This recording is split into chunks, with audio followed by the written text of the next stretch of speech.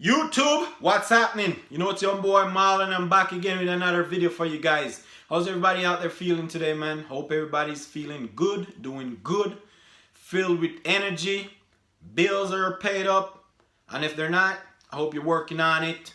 Hope you have everything going good for you out there, guys. And if life is tough, don't give up. Just keep pressing forward, and one day things will get better, alright? So today, guys, we're going to be talking about first world countries and third world countries. And before I get going with that, guys, if you have not subscribed to my channel, please go ahead and do so. And also hit the notification bell so that you can be notified whenever I post a new video. Also, leave a comment in the comment box. Let me know what you think about today's topic. Also, please feel free to share these videos if you like them with your friends or family or even on your social media platform. Alright, guys, let's get to it. So today, guys, we're going to be talking about first world countries and third world countries. Alright? What is first world countries? I ask myself that all the time. First world countries, so-called first world countries, are countries that are way developed. That is developed, and they have all the technology that you can think of out there. They have all the wealth, they have all the food, they have all the resources at their fingertip. Third world countries are countries that are underdeveloped, countries that have a lot of poverty, poor people, hunger, starvation, and so forth.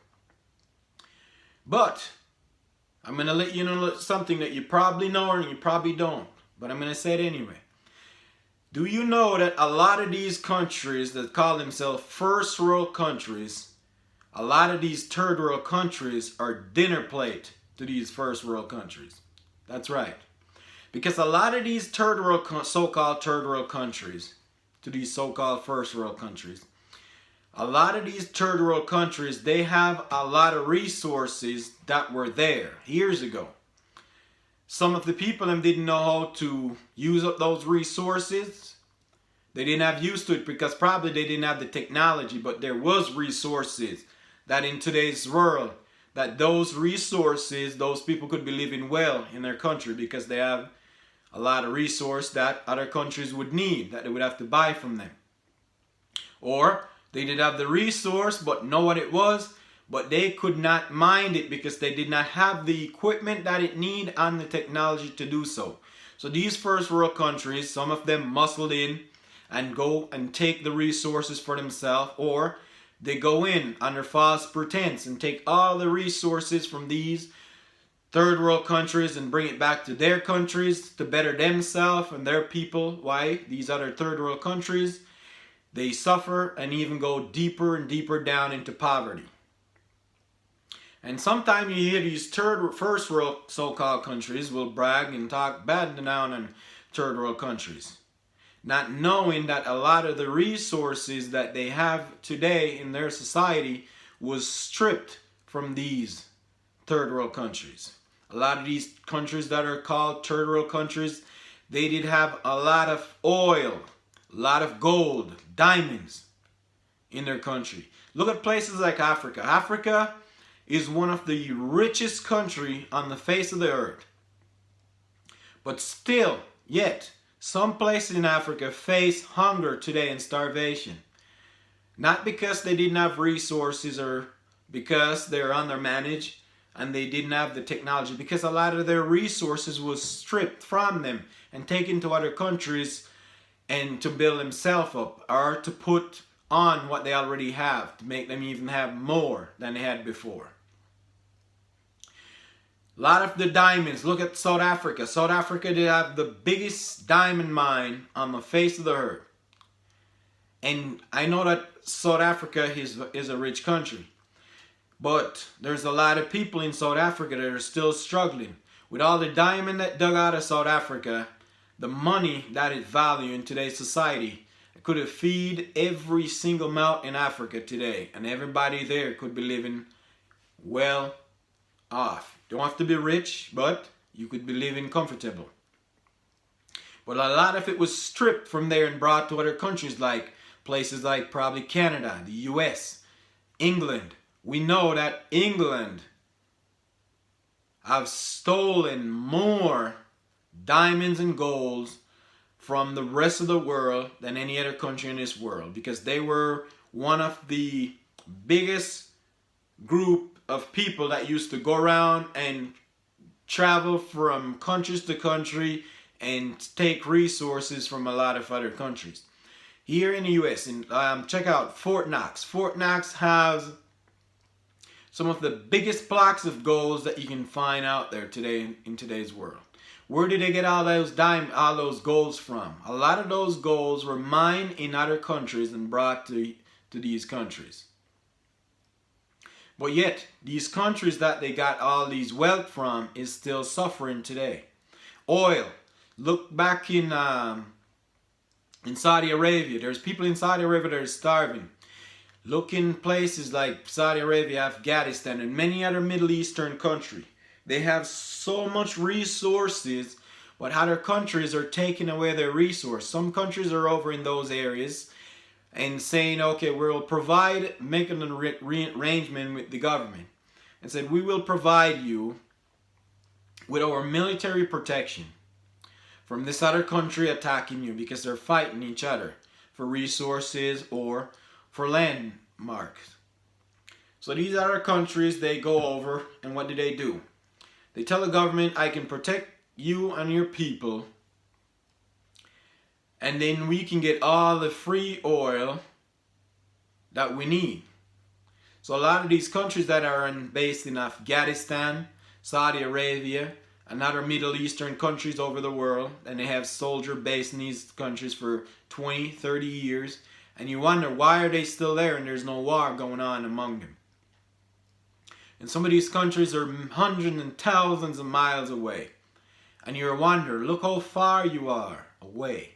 But yet, you do still have soldiers in these foreign soil.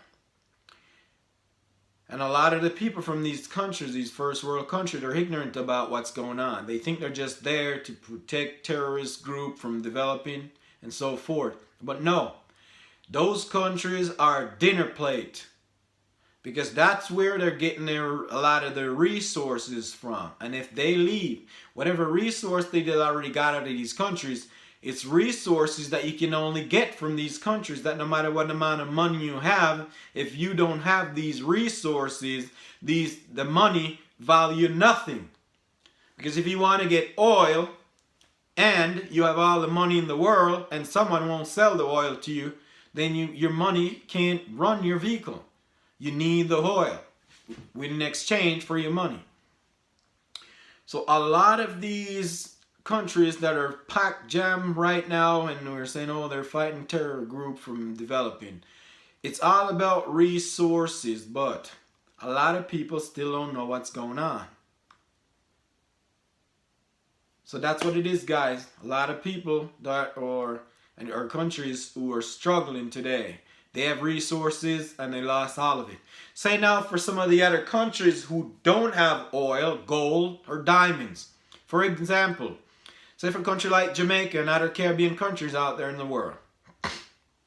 Our resources is the beauty of our country. The fact that we have the beach, we have beautiful weather, and we have a lot of greenery, nice atmosphere. Places that when people that living in cold countries, like say for the US, Canada, and places over in Europe, and they want to get away for some time, to get away from the depression and the stress of work and dealing with cold temperature. They travel to these countries so they can have a little bit of paradise, even for a week or a day or two. So these countries, their resources is the beauty of their country and the fact that these countries are warm year round.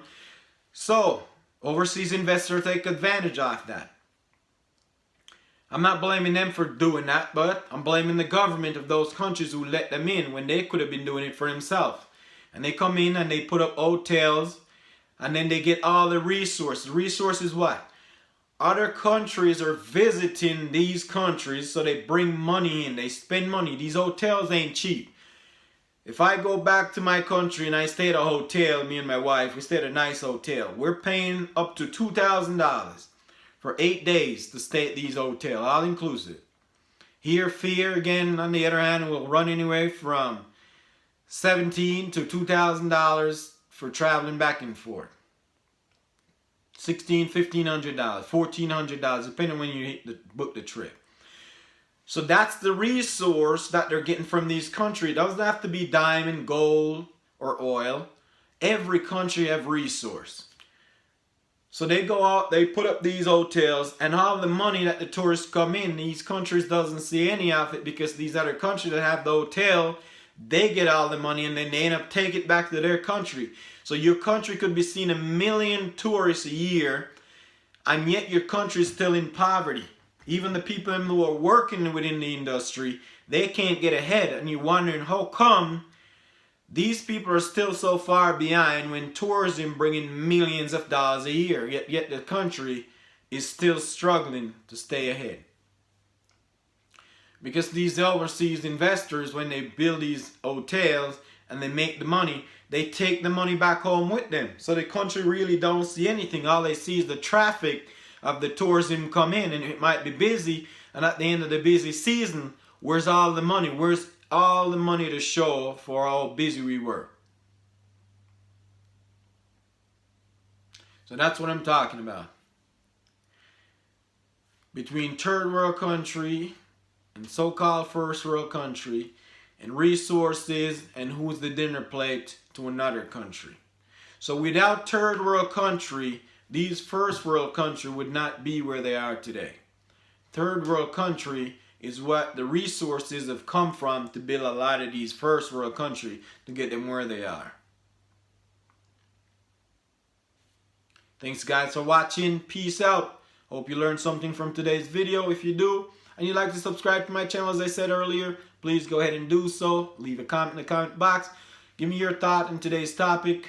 Let me know what you think about today's video, and also please share with your friends.